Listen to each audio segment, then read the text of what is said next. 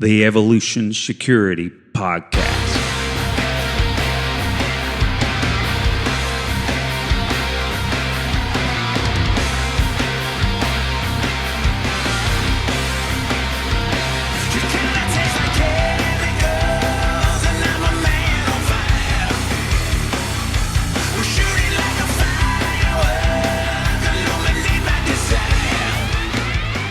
Hello, everybody. Welcome to the Evolution Security Podcast. This is Aaron and Eric Davis, the Tactical Twins. We are here again for another awesome show with another awesome guest. I am glad to be here. And Eric, since we have a really good friend of yours on, I'm going to pass it on to you to bring him in. Excuse me. Excellent. So for audience members out there, we certainly have a very special guest, a gentleman that has become a superb, excellent friend of mine. He is also a coach of mine. And we want to welcome Chris Currie to the show, who is a recent Pan Am's Gold Medalist just a couple of weeks ago. I should remember the dates. Welcome to the show, Chris.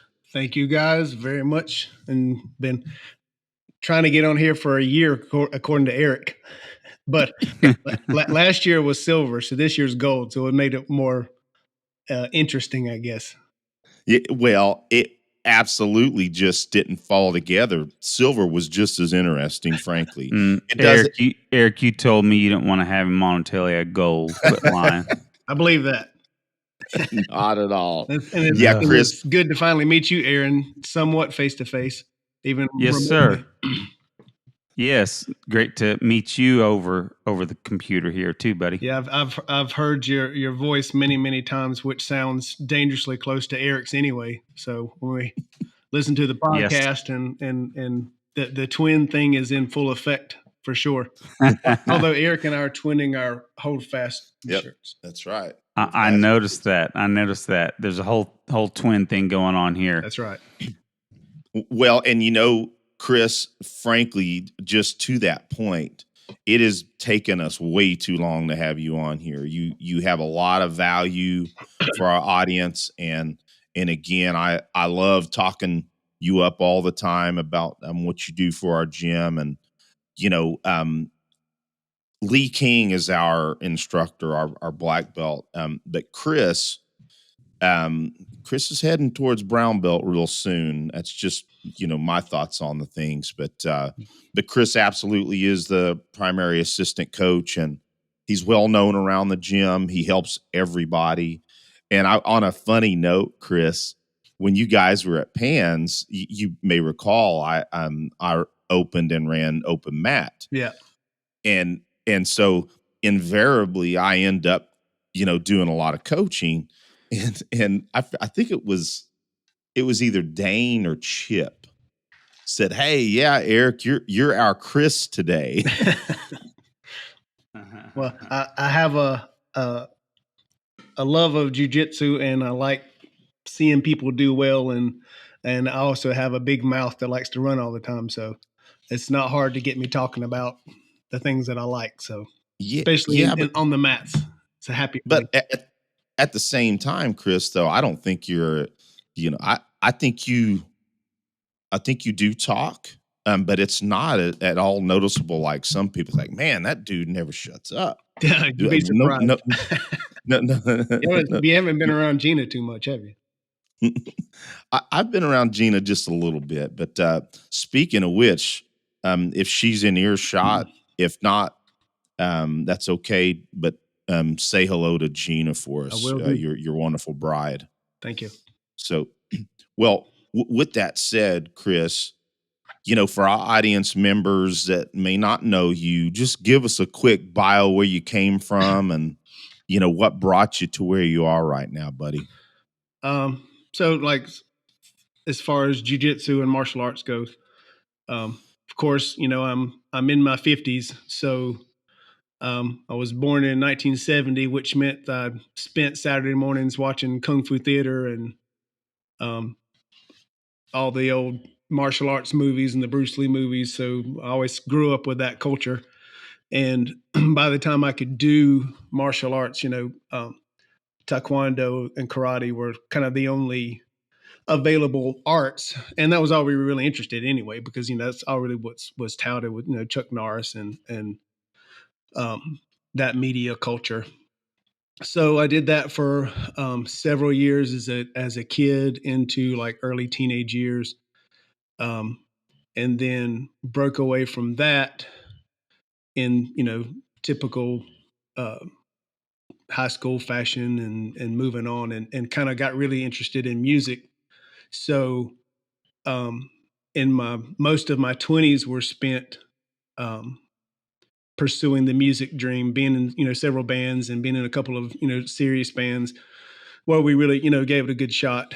And then when my 30s were spent with having my son, and he had some early medical difficulties. He was born somewhat early. So the 30s were kind of spent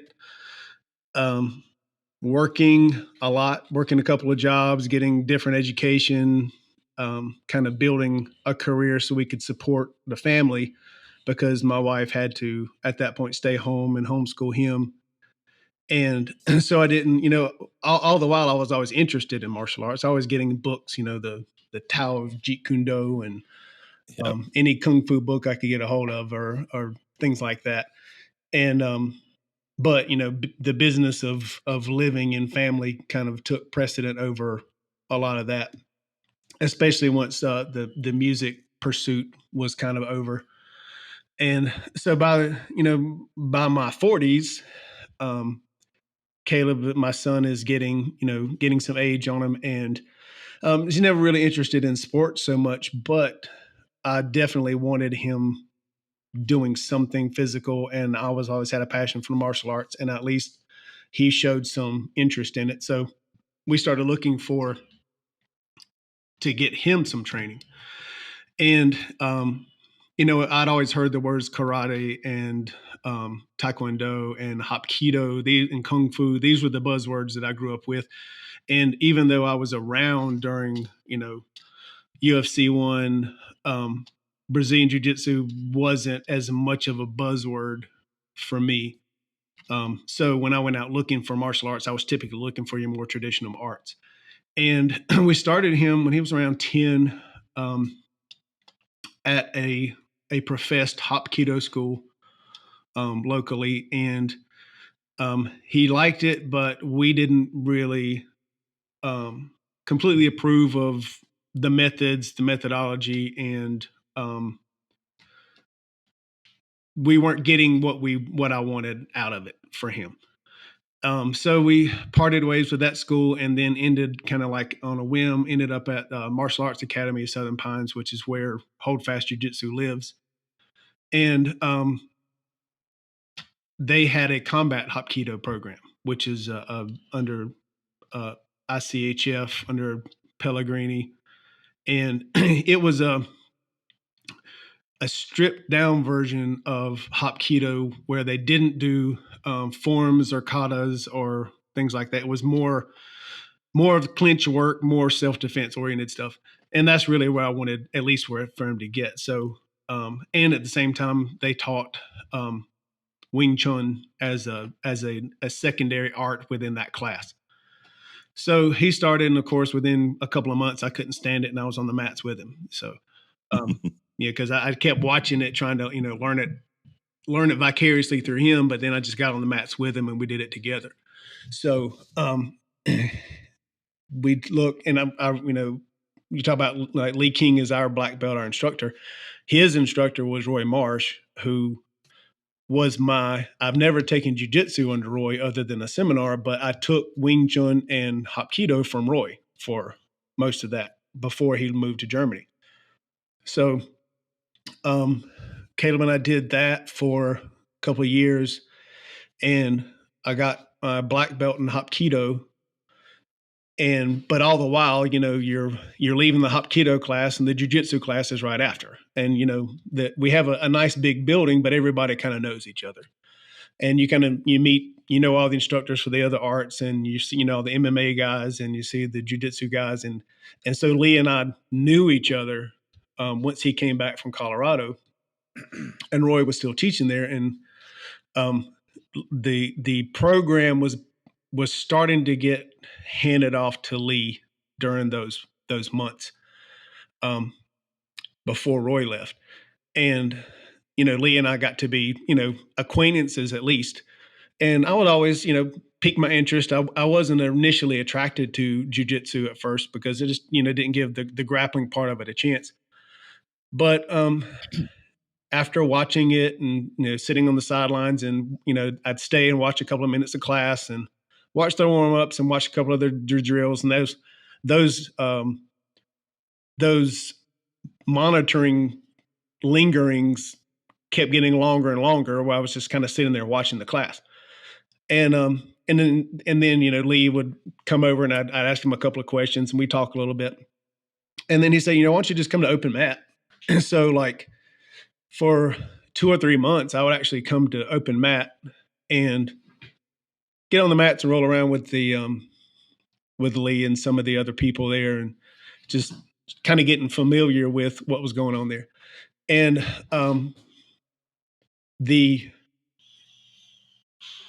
eventually I was like, okay, I've got to dive into this. So, I talked to Gina. I was like, I need to try this art for a while. So I was teaching Hapkido and then changing my gi and then learning, taking my black belt off and putting my white belt on and going to jiu-jitsu. And at that point, Lee had fully taken over. So, I spent, a couple of months just getting to know Lee and everybody in the jiu-jitsu program and kind of getting somewhat, at least an introduction to jiu-jitsu before actually taking a class. The story is that myself and 2 other people were like Lee's first 3 initial students. Everybody else Lee inherited from Roy, and I was actually his. And I'm the Victor comes back, from time to time when he trains with his wife. He met his wife on the mats, but I'm the only one that's like has been there from June of 2017 until now. Every week, every month, every year, every promotion with Lee. So I'm like his original student, his original full-time first student. So that's kind of like a side That's note. awesome. But, I fell in love with jiu-jitsu while, to back up a little bit with karate and taekwondo and hapkido and even Wing Chun. I love the arts, but there was always a difficulty pressure testing with, especially when you get like striking arts, you do want to get punched in the face. Now, granted, with like MMA programs, they have, and you got to, they have more of a system with gloves and shin pads and things like that. But when you're talking about like serious wrist locks and finger locks and clinch work, and you have to be careful. The techniques are awesome, but every time I would get a couple of guys like who were as dedicated as I was to trying to get really good at Hapkido, it was difficult to truly pressure test without hurting each other and like having sprained wrists and sprained elbows. And because when you're trying to, like pressure test those things, it was difficult. Whereas with jiu-jitsu, because there's so much emphasis on control first, I immediately increasingly got more attracted to that aspect of it, where we could, even if we didn't go for submissions or joint locks or whatever, just the fact that you're body on body and all that energy is pushing all the time. And that I was like, okay, now I'm getting the pressure test I want almost all the time, at least not quite to a true self-defense situation, but because I kept finding out every time I was trying to pressure test with some of the other arts, when it got heated, I was doing the wrong things, where I was kind of like shying away, or I was giving up my back, or I was turning away because now the punches are getting real. Now the grabbing is getting real. Whereas just a couple of months into jiu-jitsu, those things were going away. The fear of confrontation, the fear of that initial conflict was going away because of that constant, ability to roll and come dangerously close to the intensity of a confrontation or a conflict. So if that makes any sense with all that rambling. Oh yeah, it's perfect. Okay, we're going to take a quick break and mention a couple of classes that we have coming up here at the EvoSec range in the Tulsa area. The first one is April 27th, and it is our Ladies Pistol 1 class. This is a 4-hour course, and you will learn about safe gun handling, which includes the 4 cardinal rules of gun safety, and you'll learn the fundamental skills needed if you have to defend yourself or your family. Then on June 1st, we have our Defensive Pistol 2 class, which is the follow-on to the Defensive Pistol 1 class. It is an 8-hour course covering advanced defensive pistol techniques. For more information and to purchase tickets, take a look in our show notes for the links there, or you can search Eventbrite for upcoming Evolution Security events. Now, these courses are possible thanks to my Jiu-Jitsu gym, training ground, and my Jiu-Jitsu coach, Matt Reyna. Please go ahead and check them out, see what all they have to offer in self-defense training at thetrainingground.life. You mentioned pressure testing is probably something that is a very, very common word on this show, and of course that being under the if you will the tutelage of Craig Douglas through the ShivWorks family, that pressure testing is crucial. As we've had some of those conversations. Oh yeah. So great introduction to how you got there. One of the things I did want to mention, Chris, and you might be able to help me remember exactly how it took place, but I had seen you, and I didn't know it was you. I don't, this is the way that I remember it, but I remember it's actually my wife. She said, "Hey, there's a guy right up the street has jiu-jitsu mats, and it looked like they were training jiu-jitsu inside his garage." Oh yeah. And so I'm like, awesome. And I had passed by there, and I think I saw you and maybe some other guys. I was like, man, I need to introduce myself. But then fast forward to me showing up at the gym. Yeah. That's where we actually met. Yep, absolutely. And we were talking, and just, even like the first time we met, somehow we got on that subject that we lived in the same neighborhood. Yeah. I said, "Hey, hold on a second. Are you the house that's on the corner right up on with the Brazilian and American flags in the garage?" And, yeah, because I think typically, like when I meet people, especially at the gym, the standard questions: what's your name? Where are you from? Where did you train before? Are you ranked? I learned to ask that quickly, and we have so many SF and special operations guys around. You know how you ask limited questions and then know when to stop. You're like, okay, you're on brag. You have a beard, but you're not. So when we met, and I was like, "Where'd you move in?" You said, "Well, I'm in Rayford." I was like, "I'm in Rayford too. Where are you?" Steeplechase. I said, "Yep, I'm there." And you're like, "Okay, are you the guy?" And we're like, "Yes." We connected all those dots, and because during COVID, when we were shut down for a couple of months, that was, we say, may or may not have been a group of renegades who got together and fought each other, including Lee and Jared and some other guys from the gym, come over, and we beat the crap out of each other for 2 or 3 hours at the time. But I guarantee, Aaron, you go ahead. You're going to say something. I was just going to say, but you guys for surely wore your face diapers, right? So everything was good. No COVID spread in the gym or in the garage. Sure. Yeah, everything's crossed. Yeah, it's funny. At some point, you think about, I'll phrase it this way.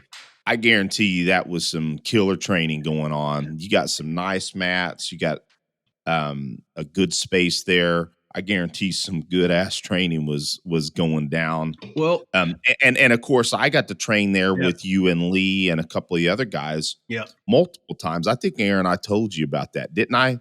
Told you that they had a guy that was at the gym that got to train in his garage. Maybe I didn't. Yeah, I you mentioned it a couple of times on the podcast. That's right. Yeah. Yeah, that's where the garage fighters were. And yes, we did. It's amazing. You have to, like as you train, and I guess everything, but I can only really speak to Brazilian Jiu-Jitsu. This is the art that I've fallen in love with the most, that I've devoted probably the most time and brain power to, dissecting and trying to learn it as well as I can. But you get into routines and ruts and things like that in any of your training. But those 3 months in the garage, with Lee especially, and then, the guys that came in, and like Lee always kind of promotes a little slower than some gyms.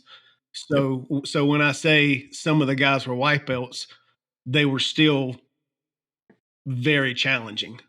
But because we weren't doing lessons, we were doing more exploration and experimentation. There was a lot of plateaus got busted those 3 months. We were just and then just constantly. We had the freedom to explore some things we might not have taken when we had a class of 30 where half of them or more are white belts or beginners, and you have to kind of make sure we're catering to everybody. We didn't have to cater to anybody but ourselves, and we just, man, I feel like I grew the most those 3 months of just about any. And I was a blue belt at the time, so I had a couple of years under my belt anyway, and yeah, those were some good times with a lot of growth all at once. Well, Chris, I think I've told you this story, and we can move on to a couple other subjects. I had a similar opportunity. So I'll digress a second. One of my good friends, I got my blue belt before him. Yeah. So that's why it's where some of these funny things, but it's what my focus was at the time was more ShivWorks stuff, and so I kind of let jiu-jitsu kind of stagnate a little bit over a handful of years. But anyway, well deserved. So Ryan McLean, shout out to Ryan. I was texting back and forth with him just a few days ago, but I was actually in Iraq at the time that he contacted me. He said, "Hey, Eric, are you still doing, like the ShivWorks, the weapons-based stuff?" And I said, "Sure." Because he had taken, Aaron, you may recall the CQS class I used to teach at my gym back in Olympia, was straight up with Craig's permission, his material. And we would pressure test every now and then with either blue guns or even airsoft. But anyway, Ryan took that class several times, but I really didn't think he really cared for it, right? But long story short, because this is about Chris, he contacted me and said, "Hey, it's COVID right now. I know you're about to be back to the States. I would really love to take lessons from you. I'll pay you." And I'm like, "Ryan, what are you talking about, man?" He's a high-level brown belt at the time. And I said, "Man, just help me with my jiu-jitsu and I'll help you with your shooting." Trade. It was an awesome trade. He and I spent a lot of time at the range together. We did a lot of Greco stuff together, and he liked knife stuff and, working a lot of the number 2 pectoral index in fight weapons access stuff. But man, he helped me drastically in my jiu-jitsu at that point. So I mirrored that. I mean, I had so much growth under him during that period of time, and it was right in my garage. Yep. So yeah, it's kind of cool. We had a similar story. So Aaron, you got anything more to add on that? We just move on, or what you think, buddy? Yeah, man. I think let's get into the meat of this stuff. Well, Chris, so I know this is a big question, so feel free to expound however you feel. But in Brazilian Jiu-Jitsu, you have, guys like me. I don't compete anymore. That may change, but I haven't competed in about 8 or more years, maybe more, closer to 10. Yeah, about 8 years. But people that compete, it's on a different level, at least of course, it's the sport, but there's so much. I see people that compete, their expansion and capabilities is exponentially different than those that just train in a gym. So I'll ask you this. What does competition mean to you in Brazilian Jiu-Jitsu? So that answer is different at different phases of my jiu-jitsu journey. So it's meant different things. Going back to my always question of pressure testing my ability first. So at first, as a white belt, and as a guy in my 40s, I still felt like I needed to, it was always touted as, when you compete, it's the closest thing you'll get to being in a fight where you hopefully will come away not injured. And, we're at least agreeing not to punch each other in the face, although the points are designed to reward you for being in a position where if you were punching in the face, you would have maximum damage, maximum effect. So at first, I didn't like it.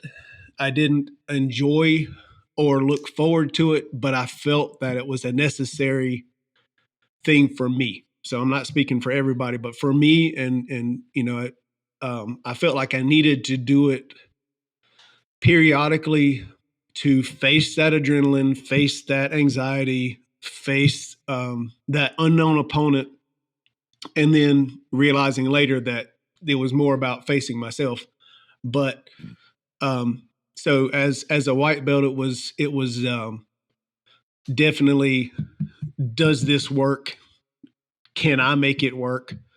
And because, like I said before, when in other arts, when I would get when we would agree to kind of pressure test it, maybe somewhat recklessly at times, my techniques went away, and I was cowering more. I was turning too much, or I was flinching away and retreating more than engaging.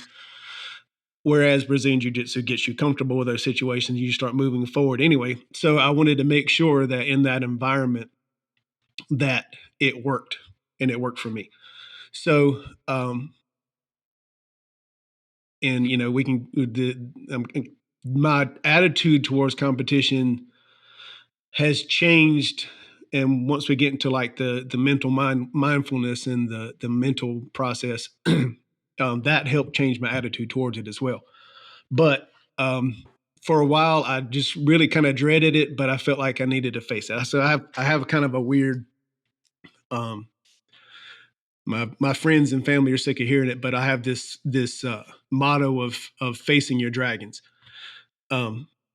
So anything that's a potential obstacle or something that might be kind of scary or might be kind of intimidating, or it's just intimidating because you don't know, to me is a dragon, and I need to face it at least once. And sometimes you find out it's not that big a deal. It was a small little not scary dragon, and sometimes it's a monster that was worth facing. But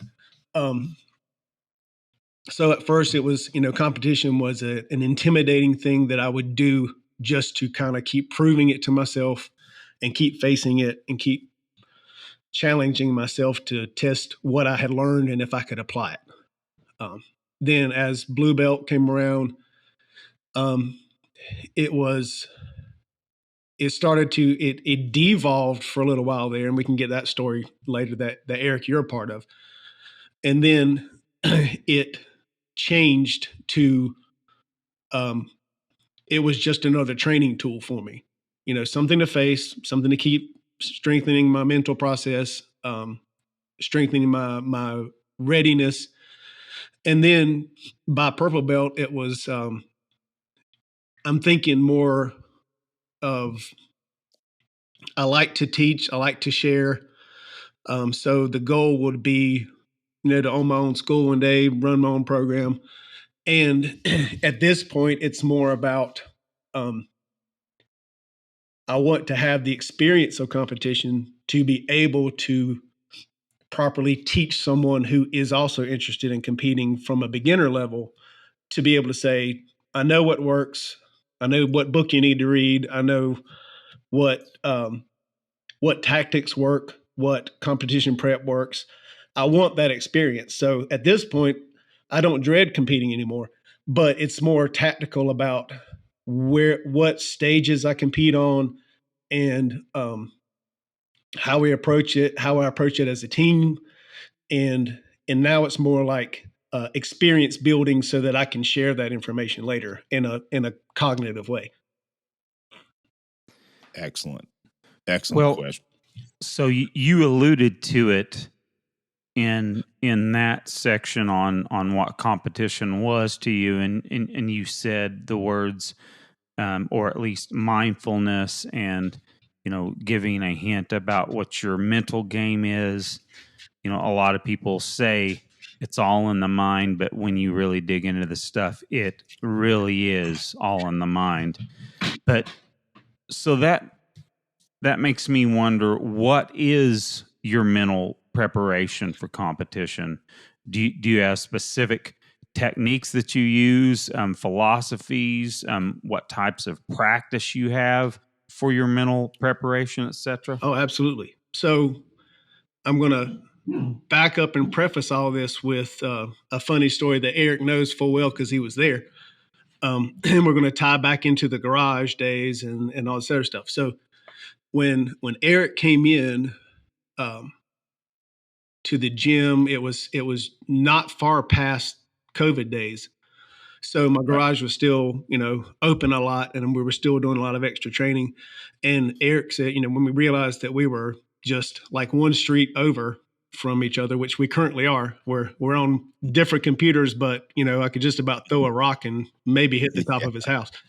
But when we met, and he was like, and at that point, Eric was getting back in, like you said, kind of moved back in and trying to get back in jiu-jitsu. So he wanted as much extra time as possible. So I was like, hey, come to my house and we'll do some extra garage fighting. We can drill some stuff. We can whatever, just to get him some more time to get, whatever rust knocked off, if you will.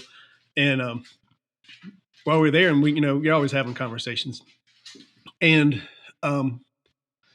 at white belt, I won probably gold more times than not. And I competed probably quite a bit at white belt. And I didn't lose often. When I got to blue belt, which was, and I didn't do too bad in the gym, and it took a while to compete at blue because of COVID and things like that. And I had a couple of experiences at blue belt, just kind of like, there's a competition happening this weekend. Okay, let's do it. Whatever. And I need to face it, So no prep, no nothing, just run in there and did it. So I had a couple of experiences where, I would lose the first match, and then I kind of like would get my confidence would be up, or I'd be a little bit mad at myself. And then I go out there and then I would be me. Then I would, do everything as well as I could against opponents who were game people, but then I would win, but I'd quit winning like the first spot, or quit winning gold, or even maybe silver even at times, because I was always failing at that first match. And I'm never forget, your brother has you have the same face, but he has a terrible poker face. So Eric and I are sitting on my mats and we're talking about competition. And I said, my problem is I always do well in competition. I just always lose the first match. So, I said, it's a problem with me. And I just kept talking like more about that. I always lose the first match. And Eric just kind of had this look on his face like he was bursting to say something. He says, I got a book I want you to read. He said, we do a podcast. He said, and then the Lanny Bassham with Winning in Mind, what came out of his mouth. Yeah. And he said, I got a book I want you to read, and I'll bring it tomorrow. I said, well, just tell me what it is. I'll buy it now. I'm a Kindle book reader. I'm an audio book reader. I'll get it now. And he said, and a matter of fact, and I think you guys I'm not sure. I think Lanny had just been on, but this was his second podcast he did with you guys. So he said, go back and listen to Lanny's first podcast with you guys. And I said, sure, and in my mind, I was like excited about it, but not truly as excited as I was once I read the book, because I'm no stranger to mental models and mental mindfulness, and I'm always like, I want to have a strong mind and all that stuff. And I'm an avid reader, and I'm no stranger to those types of books. But they always left me lacking because I kind of got bored halfway through, and I realized that all we were doing was the author was kind of self-pumping themselves up about what a bad butt they were. And, I got up and I just did it. And, I ran across the desert, and, I was like, you're not telling me how to do it. You're just telling me how well you did it. And like book after book after book, there was no methodology. It's like with jiu-jitsu, if you just went somewhere and you just sat on the mats and watched, 2 black belts roll, you're never really learning anything. You're paying to take a class, but you have to, I need techniques and I need things broken down. And he said, I really want you to read this book. And he said, I can't wait till you get to certain parts and you're going to recognize how you were just talking. And then, and he said, I'm not going to ruin it for you, but I really want you to read that book. I said, well, I'm down. I'm going to read it. And before I read it, though, I listened to the podcast, which at least Lanny did a good job of within 2 hours or however long the podcast was, of kind of breaking down his philosophy. And I was already like, well, there it is. There I am. I was that triad of the conscious mind, subconscious mind, and the self-image. I had done all the conscious work. My subconscious knew what to do, but after a couple of bad experiences, I started talking myself into that self-image of, I'm going to fail the first match, and not realizing that I was just programming myself to do that against people that I probably could beat anyway. And I'm granted, if I lost, someone was better. Guaranteed, buddy. So that you were better. Yeah. And once I read, and that's what I loved about that book is yes, he has lots of stories and examples, not just of himself, but of all these other people. And he didn't like drag out for chapters and chapters of this one person's journey. He was just like, okay, here's an event. This is how they did. I asked them what they did. Then he, scientifically kept whittling it down to a process. And just the fact that he could explain, that 3-mind system, that the self-image drives the subconscious and the conscious, that made all the difference in the world for me. And then, the self-talk, words are powerful. And like I could review that conversation I was having with Eric and listen, and I just knew Eric was like processing through Lanny's system what I was doing to myself. And after I kind of dissected that book, I said, okay, so we're going to put it to the test. And there were a couple of like local, local so for me, there's like IBJJF and like ADCC. These are like the big stuff. And then their local tournaments are your really good tournaments, but they're like your new breeds, your Nagas, and your tap cancer out and things like that. And some of them were coming up, and I was like, okay. And I went through his whole protocol, and I wrote down the goal as it already happened. I changed, and like one thing I want to interrupt myself and bring out, like one thing that Lanny's research did that really opened my eyes to stuff is I knew that words were powerful, but even his breakdown of visualization was amazing to me, because I never realized that I was always watching myself from a camera lens, not from my own vision. And visualizing yourself from outside doesn't work nearly as well as visualizing from like a first person shooter game. You're doing it. Yep. So I deliberately changed all that. I put a lot more effort in that first tournament with Lanny's system, with the writings, the mantra, the triggering and the imprinting. And at the time, since I didn't have any competitions to imprint, I just, every time I rolled with an intention to win and then I won, I do like my little trigger word or whatever and imprint that feeling. I'm like, okay, now I'm building my self-image that's what I do. That's what I feel like whenever it happens. And then, this is like me, right? Yeah, this is like me. This is like me. Yeah, and anytime I didn't win, well, that's not like me. That's okay. Because that was another thing that he did really well in the book that I really took to heart was before I would have like just a ridiculously good match where I did very well and won, and then I would lose to a simple mistake, and that match would eat me up for weeks after. And he was, very good at describing the problem is we don't emphasize our wins and our successes enough when all we do is pay attention to the one match we lost, because then that becomes the like me. That becomes the self-image. Yeah, the self-image that, oh, I made that mistake, and then you're always expecting to make that mistake. So I quit worrying. I deliberately kept shifting to the matches that were good, the match that was good, the match that was good. This is what's like me. And then when I had the off match, I was like, well, that was a fluke. Move on. And maybe analyze it for 30 seconds to say, okay, maybe I missed a particular sweep or something else, but just move on from it. Put it on the list to fix, but not obsess about it.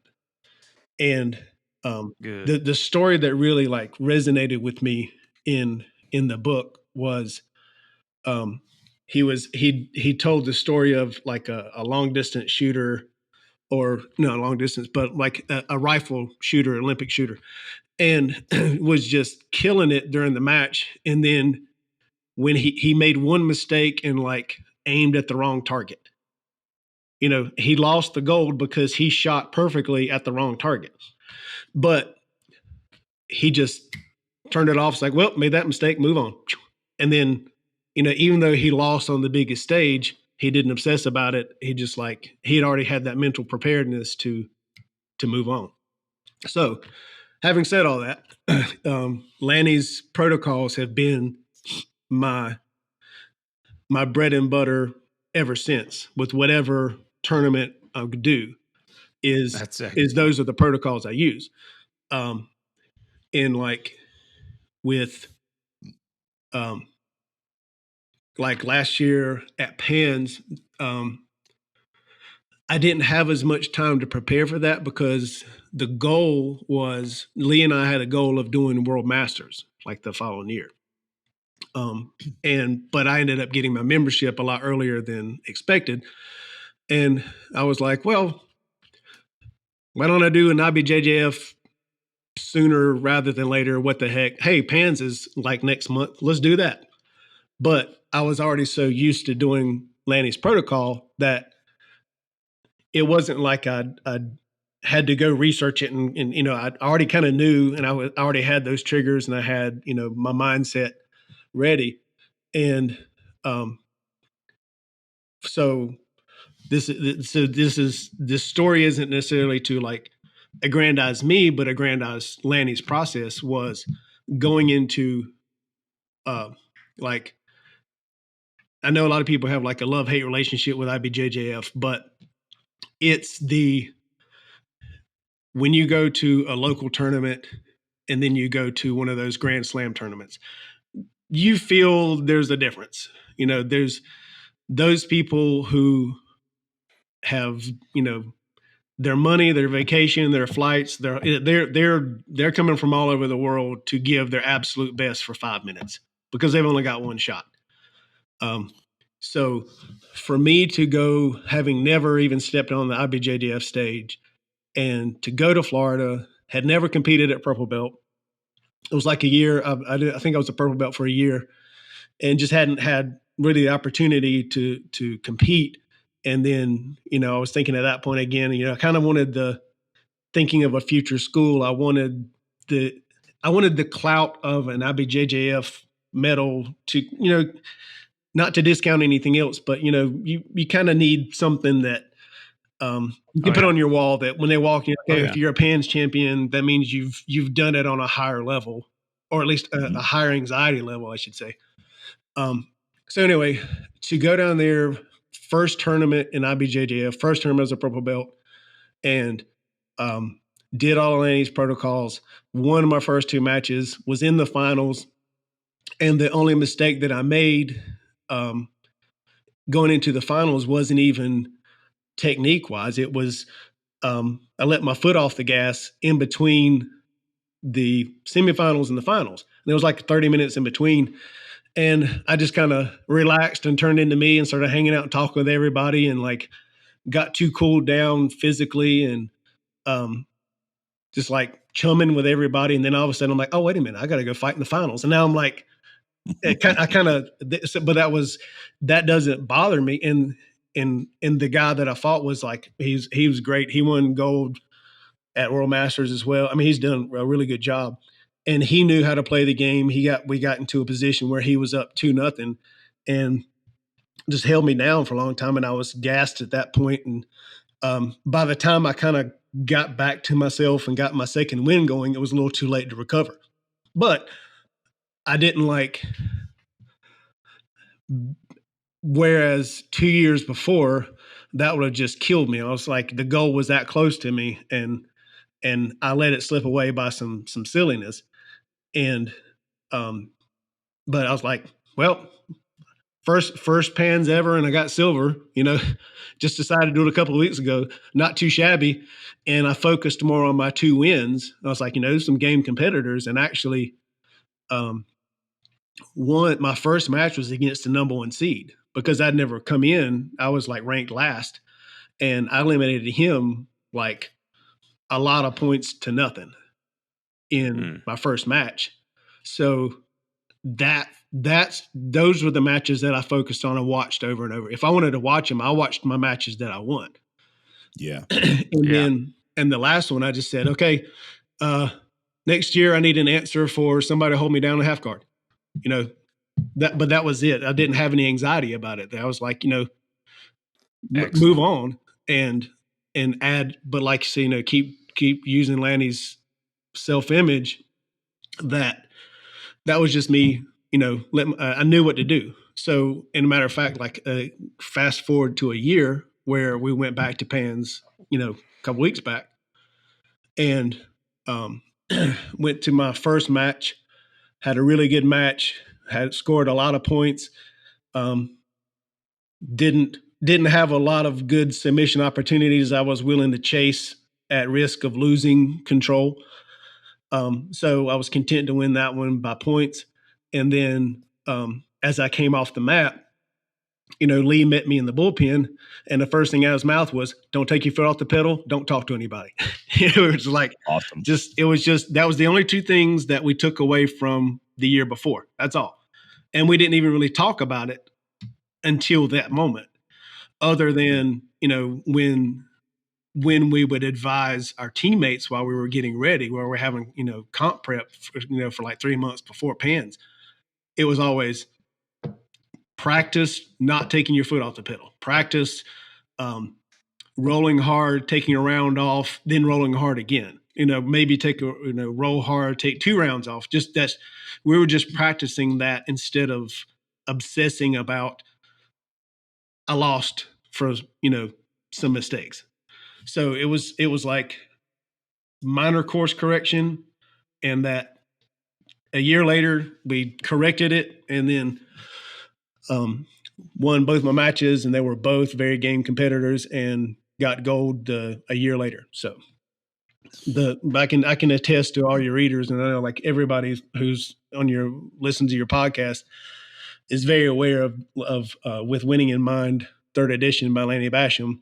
But I'm just another witness to that testimony that if you apply it and take a minute to understand what he's saying in the book, that is the only book that I recommend to anybody for mental management or preparation. Well, Chris, first off, there's 2 things I'm going to say, actually, and I have an additional story too, is that, yes, I remember that conversation vividly that we had in your garage. And I did think that, and I probably was going, man, I got to tell him about With Winning in Mind. And to be honest with you, Chris, I left it at that. I knew you read it. But I didn't say anything more about it. You probably have gathered that I haven't asked you about it. Yeah. Right. Yeah. And so, but here's the thing: I started seeing you win. Yeah. I started seeing you win and win and win, and then your silver at PANs last year, and then your gold this year. So here's and I think I told you, when we were at class the other day. But I watched all your matches, right? And you were completely in your best you were your best performer self. I could see it in your face, your composure. And I knew when I was watching you, I said, his mind is in the right place. He's going to win. Yeah. I said it your first match, and you may recall that I said that to you. I said, I knew deep down that you were going to win. And I especially knew you were going to win when I watched your composure. So very much congratulations. And I'm very, very glad that, that book and passing that information on to you has helped you. It's very humbling. It was just a conduit, Oh yeah. But here's another really cool story is, and you've probably heard me mention, it was Mike Brown, who's a black belt under Jean-Jacques Machado. Mike Brown, and Aaron can attest to this too. I've said this to you as well, Chris, is that Mike Brown is the most accomplished person I know. Everything he's set his mind to, he has excelled at. Mm-hmm. IDPA national champion at the expert level, IDPA multi-time top 5 in masterclass. He was a Div 1 wrestler. Everything he did, he excelled at. And then again, he's like, well, I think I'm going to focus on jiu-jitsu. And next thing we know, he wins brown belt gold at Masters Worlds in no-gi, and then also gi, right? But he was not doing well at black belt. I had no clue that he was suffering mental hangups until, and I think I sent you what he wrote after his, after he won silver at black belt at Master Worlds this last year. Mm-hmm. I had no clue because it was a shock to me. I'm like, I know Mike knows the mental management. He's the one that gave me that book for some of my goals. But but he had to reinvigorate himself in that process. And he was telling himself, I'm just not good enough to win at black belt. Mhm. Even though he knew the process. And I want to talk, we just haven't been able to get him on, but I just wanted to say that, that Mike Brown is who passed that book on to Aaron and I. And I'm so pumped because I hadn't asked you. I didn't want to ask you. Well, I didn't want to pressure you. Hey, is that at all a part of your process now?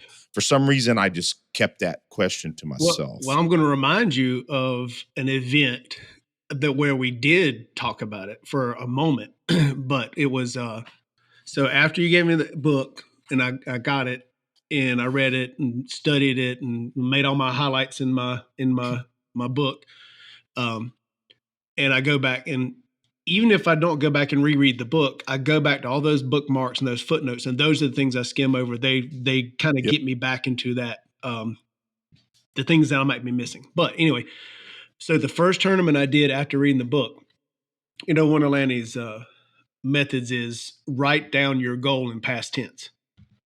And it was blue belt. It was the tap cancer out. And I wrote in my journal, I won tap cancer out, whatever date, whatever. And after I won it, I took a picture of it and sent it to you. That's right. I do remember that. Okay. And that was like, that's right. That was that confirmation that everything worked. And I didn't do too many tournaments. Seems like I did another one after that. But I didn't lose a match in jiu-jitsu until the finals at PANs last year after applying that. I did think that was the case, but now you do remind me that you sent me that. So awesome, man. It works. Mike always said it's like magic, and it really is. It's an outstanding, exponentially important. Yeah. Well, and it's, what, I'll tell you what it does for you, and you can see it better this year. Granted, I'm a year more studied in jiu-jitsu and application than last year. But the difference is if you ever watch footage of people, and I wish I had more footage of me before and after. I think what people would find is they go to the gym, they roll, whether they start standing, whether they start from the knees, whatever. They have like this game they play, and they're having fun, and maybe something's a little fancy, maybe something's a little this, and then they go compete and everything locks up. Then all of a sudden there's the clinch happens, and then you get to top side control and you just freeze, and you're just like, just a lot of all the plans go out the window. But what a good mental management program does for you is makes you roll in those tournaments like you do on Sunday open mat. And you've seen me roll enough to know that looked like me my first match.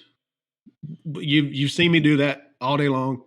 The second match, it was a really game guy, very strong. And it looks like we stalled out for about 2 or 3 minutes, but it was really like, just not, I'm not making a mistake. And you've seen me do that, roll just like that, for just kind of hang out in half guard and make sure the grips don't happen.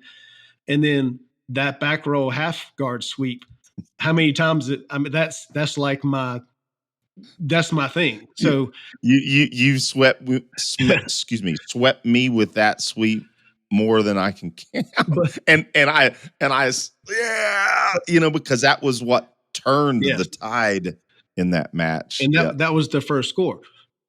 But that's what when I think about those matches and analyze them, it's because I rolled no different than I do any other time, because whereas before you might play a lot of different games, you might, be more prone to initiate a scramble or things like that.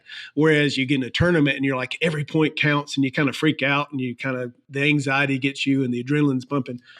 But that will make you look just like you roll any other time.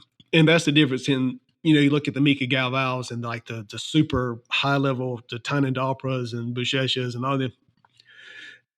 If you ever watch them training, they look no different than when they're competing. Yep. Because they're used to it. They do it all the time. They have their mental prep. But for us average humans, I would highly recommend, train hard, train specifically, read Lanny's book with some seriousness, with some study, apply those principles. And the goal is to feel like you are just going to another match, whether it's open mat, whether it's your comp prep or whatever. And even though the guys, the team we took down there, they didn't all necessarily read Lanny's book, but I preached that a lot. When they would start talking, don't worry, don't start talking down that you're worried about this. Nope, you're not worried about anything. You've already won. It's just a matter of doing it. It's going to be relaxed. If you lose, no big deal, but nobody cares. What we want to do is we want to see the good things you do. We want to prepare for everything that we can prepare for. Run pathways. We did comp prep on Mondays, and then we broke off during the week and did a lot. But we worked our takedowns. We didn't overload ourselves. We had a plan. We got, everybody picked 3 takedowns. Have a plan for this grip, or this grip. Now let's do open guard passing. Let's do this and let's do, we didn't overwhelm ourselves, and we also didn't just, hammer our heads against the wall with just hard rolling. We just did very specific rolling for very specific drills over and over and over and over again. And if you go back and look at everybody's from Clay's to Mike's and Craig's, even my own, if you had seen any of our competition prep classes, everybody did almost exactly what they practiced going into it. And I think, and because we had prepared so much like that, and because even vicariously through me kind of preaching the Bassham method at them, everybody came away saying that they were surprised at how calm they were going into, it was their own mental, I'm not taking credit for that, but they were, I think we as a team, Lee guiding us through some drills, and we were like, and our experience from last year PANs going into this one, and we're like, okay. And then of course, we talked to other people who competed a lot but we tried to whittle it down to just, talk to yourself correctly, Well, and Chris, I want to say this is a good opportunity to say a shout out to Mike, Craig, and Clay, and how proud we are of them as well, because they kicked ass too, and they definitely deserve the recognition that they do deserve. And because they were in the arena at a top level international tournament.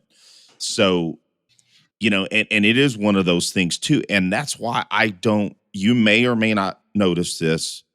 But that's why I text to you guys before you went up. I don't say good luck. Yeah. I don't think that does anything for anybody. That's why when I knew you guys were going up, I said, when I text you, I said, hey, Chris, you're going to be your best performer self. And the only reason I'm bringing that up is that it's part of the process and a mental cue that Absolutely. I think so important. And actually, this is for audience members. I'm actually stating this for audience members.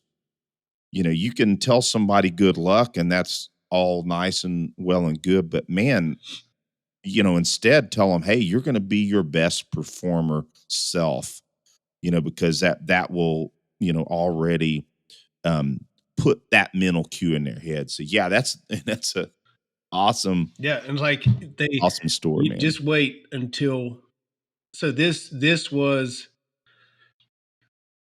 Craig's first tournament.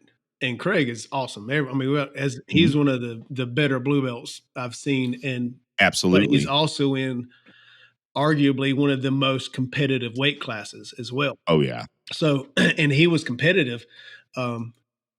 he ran into a couple of roadblocks with his first match, but he also walked away not aggravated, depressed. He was like, well, that was fun. Well, now I know what to expect. And that broke the ice for him in IBJJF in a Grand Slam. So his first IBJJF ever was also a Grand Slam.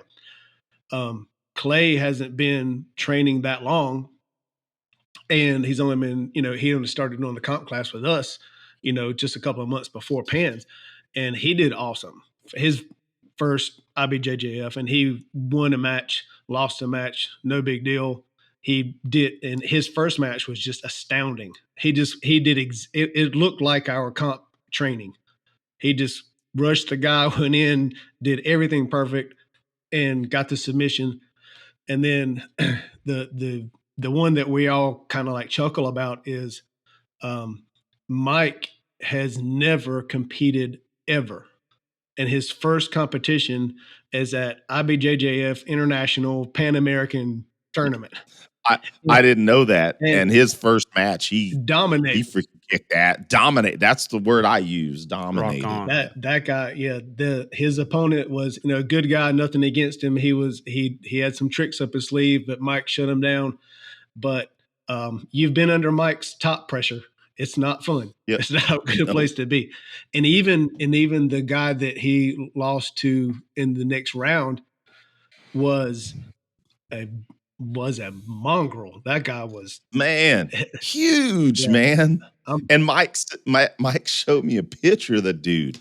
That dude was, he had to. He looked like he was 20 pounds heavier, muscle, and about 5 inches taller. I don't know that he was, but he looked that. Yeah, he was massive. But Craig and Mike especially, they walked away from it without. If nothing else, they walked away hungry to correct and go again, versus like I used to be, where I would just beat myself up for the loss. Whatever, they did great, and we talked about the great matches, everything they did good. We know what there are very few corrections that even need to happen. It's just maybe just a natural evolution of their jiu-jitsu journey, and those things will be kind of taken care of by attrition. So I can't wait till I don't know about World Masters. I think Lee and Craig are definitely planning on World Masters, but we'll all be back at PANs next year because it's easy. It's in Florida. It's a short drive. It's on the East Coast. You don't have to worry about flight delays and stuff if you don't want to go that route. And so it's like my mind's already ready for next year. Let's cool. And like next year, I think the goal for me is, so just let you know, like my plan through the mental management was, the goal is to win gold at PANs weight division. If I didn't win gold, I would always do open weight.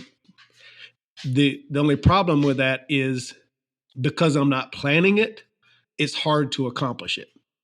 Whereas, sure. But I won the gold. I said, okay, I'm not worried about open weight. I won the gold. I'm going to live with that this year. I'm happy with that. And now next year's goal will be to plan on doing gold in both. That way, awesome. I'm not taking my foot off the gas after, even if I win my weight division, I want to be mentally prepared. Know that there's a double goal. I mean, there's a double goal here, but it all has to be planned. Yes, sir. Yes, excellent. Sir. And I'll tell you, I'm glad you brought this book up. That was an awesome story about the conversation you had with Eric. Yep. And I'll tell you what, I've been struggling with a few things. Part of it is because of an injury I have, but you bringing that up is encouraging me. That's why I didn't wait till we were done with the podcast to grab my copy of this and go through it again. Yeah, I'm seeing the lines next to me over here too. But I think this is a good point to move on to the most important part of the show. I love jujitsu. I love shooting and all that stuff, but this is the most important aspect. Okay, Chris, what are your 3 favorite artists and or bands? However you want to hit it, buddy.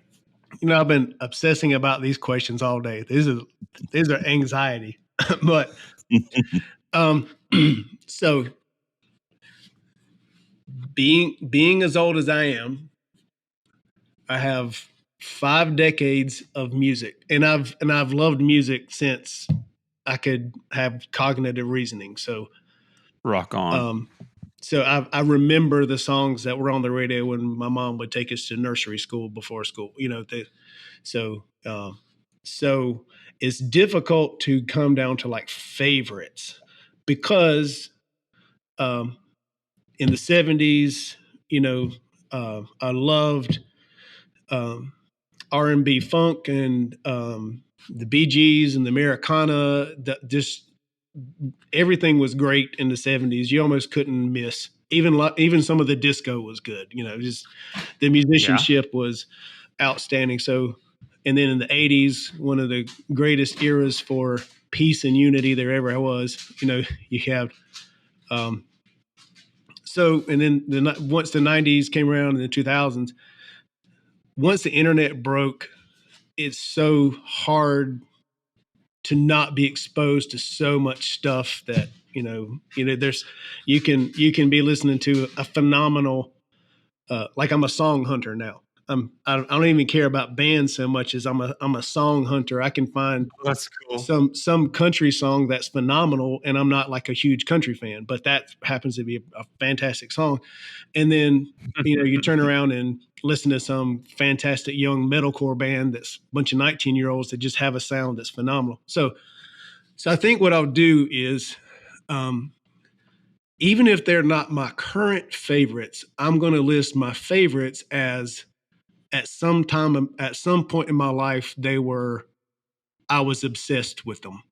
That's a good way to approach it. So like the first one I'm going to say, and I'm going to have to do it in eras too. I'm going to say my first super favorite band was Def Leppard in the Pyromania Hysteria era. It's a good time period. Yeah, because I was in the 8th grade when Pyromania was big, and I could tell you every note, every song, every hit, whatever in Pyromania. And then when Hysteria came out, it kind of slipped in because of all the years in between. And Hysteria was so important to me that as a 16-year-old driving to work, my tape broke in the deck, and I just pulled over to Kmart and bought another one, put it in the deck, and kept going to work. So awesome. I'm going to say Def Leppard in that era was like my first obsessive band that I loved.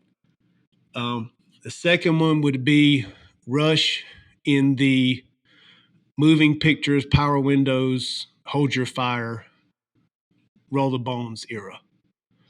I got introduced to them during high school, and I loved those 4 albums. My first date with my wife was to a Roll the Bones concert. Rush, Roll the Bones. So we went to that concert, didn't we, Aaron? Yeah, I was going to say something. I went that 3 times, but one of them was with Gina. So Def Leppard and Def Leppard is one of Gina's favorite bands, so that's like something we have in common. And Rush has always got a special place in my heart, especially that era of those particular albums. Moving Pictures and Power Windows are probably my favorites of all time.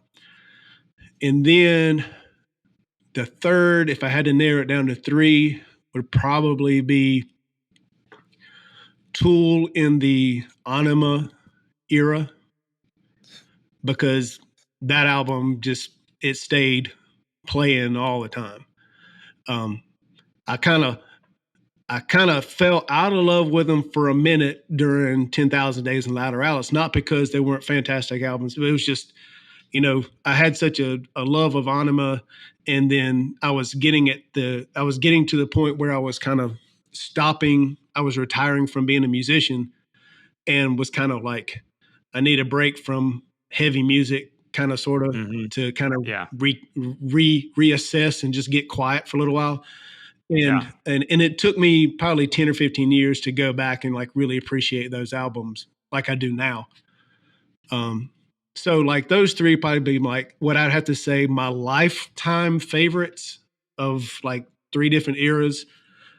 But like my favorite artists, that goes way different because like as a vocalist, you know, I have to add another favorite. I have to add a favorite. There really are no rules. Yeah. That's a starting point, my man. So I was obsessed with Queensryche during the Rage for Order, Operation Mindcrime, and Empire era. Yeah. And so I really loved that band for those eras. But as like I was a vocalist. So interestingly enough, I think that even though like Jeff Tate from Queensryche was a phenomenal singer, he got, you know, kind of flaky later. And but he really kind of has a niche voice, you know. Yeah, he does. But like my favorite voices were probably Steve Perry of Journey is one of the most phenomenal voices ever, live, recorded, whatever. And my other favorite is Daryl Hall from Hall & Oates. Oh yeah. I think if you listen to him at any era, he has like, he can sing R&B, he can sing rock, he's got a, you know, rasp, he can falsetto, whatever. He's just one of my favorites. And then as I grew older and wasn't confined to spending my money on an album, you know, plus, you know, being a musician, sometimes, especially a young musician, you kind of get pigeonholed into styles and you kind of don't want to open your eyes to a lot of other things. So I didn't have as much of an appreciation for like bands like Led Zeppelin or the Beatles or Pink Floyd until my 40s and 50s, you know, when I really kind of went back and got to revisit those without having to go buy an album. So like I've become kind of obsessed with David Gilmour's guitar playing.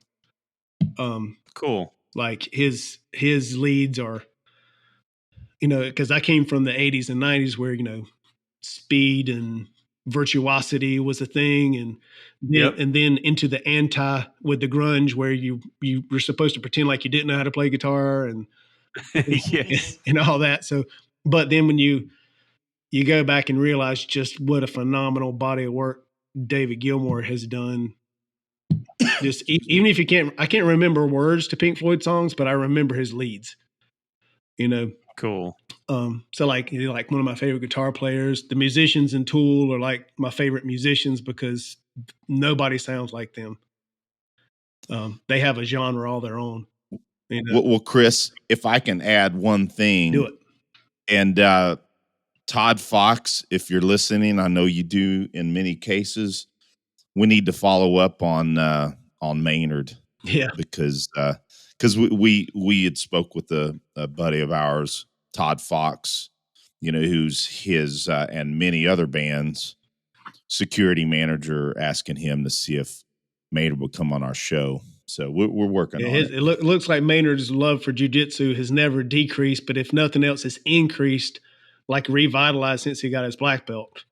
You know, and he got his gym going in Verde Valley and everything. But, which is precisely why we wanted to have him on, because of the connection with Todd Fox. Yeah. And the fact of his black belt. Yeah, Todd's a very interesting guy too. I enjoyed his podcast with you guys. Yeah, awesome. Yeah, he's a great dude. Man, all excellent questions. I loved hearing the styles that you liked and the bands. And you know, we had one of my favorite musicians, Jason Beeler, on quite a few episodes ago. And he even mentioned Def Leppard and a few other bands. And he said, really, you know, there's two kinds of music, good music and the other kind. Yeah. So, and you said you song hunt. I like that concept because one of my prime examples of music where I would never own one of her albums, or and I don't think I have any. Okay, two of them. First would be the song "It's Never Really Over" by Katy Perry. Dude, it is a brilliant song. And sounds great, and I can't wait to crank it up on my new stereo in my car when it gets done next week. But and then another one is from a movie called Don't Look Up on Netflix.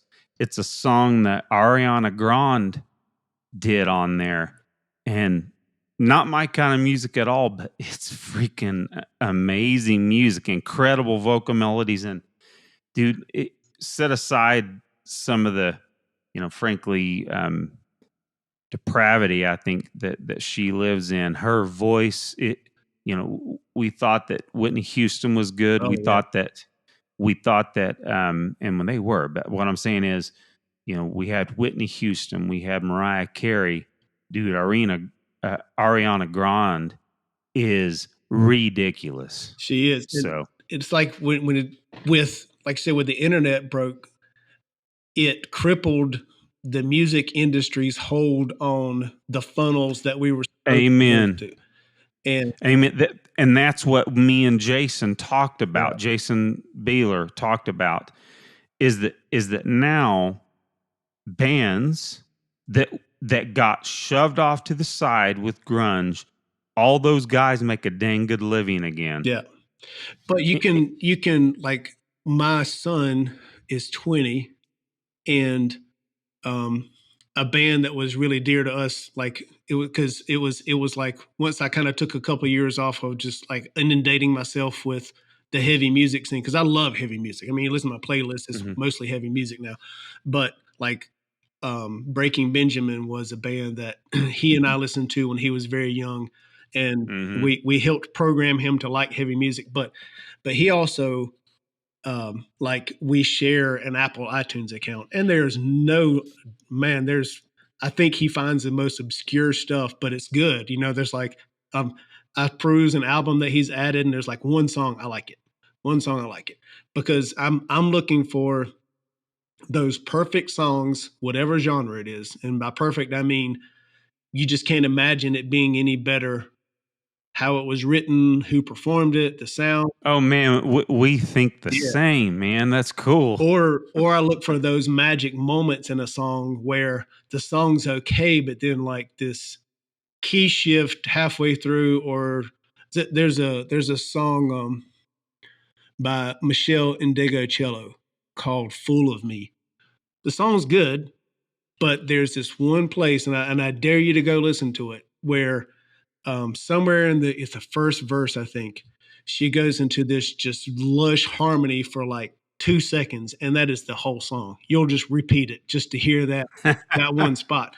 But you can go back and rediscover old bands. I went back and for some reason looked up Mother Love Bone, the band that spawned Pearl Jam and Soundgarden, all them, with the death of their singer, and I was amazed at how good it was, and very akin to like the Cult. Like it was a bridge between bands like the Cult and grunge. And because of the internet, we can just go and some of my favorite bands that I've listened to in the last couple of years, because Lee and I have a lot of overlapping similar taste in music. A lot of bands are not signed bands that just had their album out, and then you happen to see it, somebody linked it that is similar to Seven Dust or it's similar to another band, and you're like, okay, try it out, and it's just some band from like Plano, Texas, that has no record deal, that just recorded a great album because now studios are phenomenal, and like home studios are phenomenal, and you can just get some really good music that nobody's heard. And everybody is capable. And like you said, Ariana Grande, Madonna has, like, Madonna and I are like polar opposites when it comes to anything to do with living or politics or anything else. But I was alive with her heyday with True Blue and some of the earlier stuff. And she's got a song called Rain that is beautiful. You just got to give credit. Sometimes these people, you wouldn't necessarily want to throw water on them if they were on fire, but they can come up with great production and have a great song. And bro, I love some of the old Madonna music, and I love George Michael. Oh, absolutely. So, man, we're clearly on the same page. Yeah, it's funny. Only you guys are old enough to understand this. I went and bought Van Halen 5150 and Madonna True Blue at the same time on vinyl. Rock on. two polar opposites types of music, but that's where I was at that time. So imagine my kind of appetite once the internet came up and Apple iTunes and Spotify and everything came out, and you could just find anything you wanted. Now, forgive my even though I'm a rock guitar player, my favorite guitar player is Paul Gilbert from Mr. Big and Racer X. Several others. Oh yeah, yep. Oh yeah, definitely. You can see Paul Gilbert signature. I thought of that when I saw it earlier. One of the greatest rock licks, in my opinion, of all time is the intro and outro to Green Tinted 60s Mind. That is a mesmerizing, hypnotic, one of the most complicated. Nobody can play it like Paul Gilbert, and it's a great song. But then he just did that to be, and we saw him do it live when Mr. Big was on tour at small clubs, and it was just like that was the height of the night. Was him, bro? I'm just trying I'm trying to keep it together here. Because you bringing a tear to my eye. We're soulmates. Yeah, I remember. Guys, I'm meant to let y'all go. Okay. What is? I was waiting for you to say that. Yeah, there you go. I'm serious. And in all seriousness, man, hold on a second. And then we got to get off here.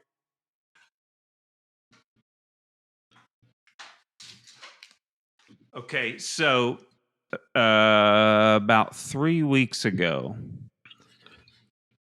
I was able to see Mr. Big on their farewell tour here in Oklahoma City, and Paul was literally the whole night was literally only about 5 feet away from me, and they put what was cool is they opened with a few songs, and then they started on which was the most influential album in my entire life, was Lean Into It with Green Tinted 60s Mind on it. That album changed me from just focusing on guitar, believe it or not, with a very guitar-oriented band, but made me focus on songs and vocal melodies. Yep. And so that was literally the most pivotal album in my life and the most pivotal player. And then Green Tinted 60s Mind. If you ask me what was my favorite song, it would be a tie between Green Tinted 60s Mind and MIA by the Foo Fighters. Those are my two favorite songs. But I'm rattling on here to say that night, when he played the last section of Green Tinted 60s Mind, when he played that lick for the last time, I actually did tear up a little bit. Oh, it's an awesome lick. And it's not just because, it was mainly because it was one of my favorite pieces of music, but that I was literally watching him play my favorite piece of music for the last time with that band. Well, the thing with Paul, real quick, is like I said, I was around and doing music and listening to music and all that with 80s glam and 80s progressive, Fates Warning, but then also Racer X and Impellitteri and Malmsteen and the whole virtuosity thing. And when Mr. Big came out, it was a shock to a lot of us musicians and guitar fans, that the guy who could play sweeps faster than anybody else suddenly stopped doing it and playing more of a song oriented thing. And it is like you wanted to dislike it for about 30 seconds and then you couldn't, and then it didn't work. You still liked it. And he kind of, to me, he was like the pivotal virtuoso guitar player that said it was okay to write good songs. And you didn't always have to play fast. You could play, and then, and like I said, no matter, people can emulate all the time the speed or the virtuoso or whatever. But Caleb and I went down a YouTube rabbit hole one night of everybody covering Green Tinted 60s Mind just to see if we could find anybody who could play that lick that felt like that. And not a single person could do it. Nobody could do it. Well, real quick before we get off here, I just want to mention that, and Aaron ended up taking online video lessons from Paul Gilbert for a while. How long was that, Aaron? Oh, it was about 3 years.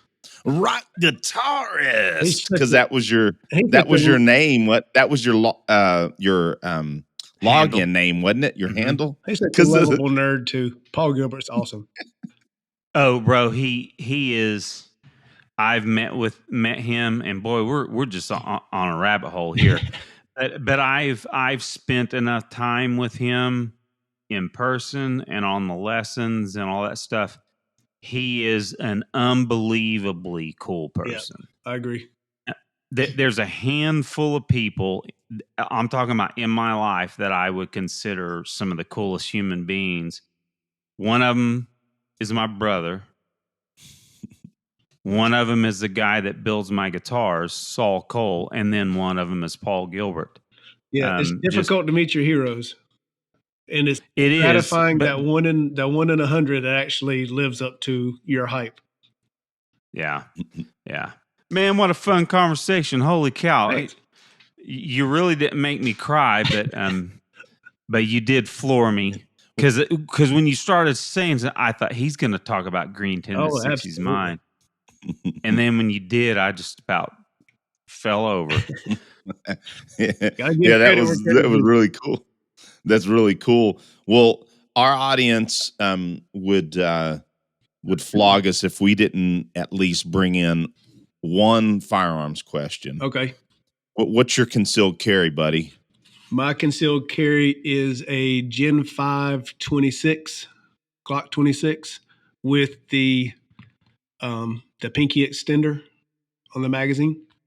My wife's is a Gen 4 26, but we also have I have a Gen 5 19. Sorry, I have a Gen 5 19, and she has a Gen 4 19. She has the two Gen 4s. I got the two Gen 5s, but she chose them because she liked the finger grooves and that were in the Gen 4s, and I could live without them. So I liked them. I still love it, and because the Gen 4s, I feel like they redid the tension on the rack, and she had a lot easier time with the Gen 4s.